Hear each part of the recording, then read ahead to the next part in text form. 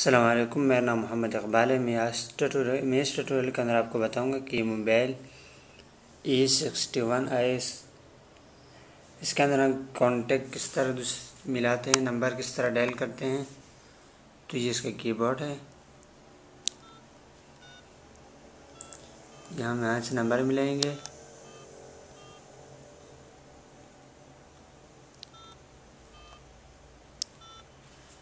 फिर आपको नज़र आ रहा है इसके बहुत सारे बटन हैं।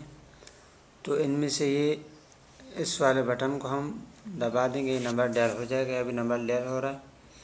अब इस नंबर को हमने काटना है, तो ये वाला नंबर लाल वाला बटन है, इससे नंबर कॉल कट जाएगी। अब अगर हमने डायल करके इसका लाउड स्पीकर खोलना है, तो हमने यहाँ से नंबर डायल करा और ये लाल वाला बटन के कॉल करने के ऊपर लिए वाला बटन आपका है, बैलेंस नाकाफी है। बराए यहाँ मेहरबानी से हम अपना इसका काम लाउड स्पीकर रिचार्ज खोल सकते कीजिए। हैं। फिर इसको दोबारा दबाएंगे तो इसका लाउड स्पीकर बंद हो जाएगा। इसी तरह हम इसके अंदर नंबर डायल कर सकते हैं। ओके।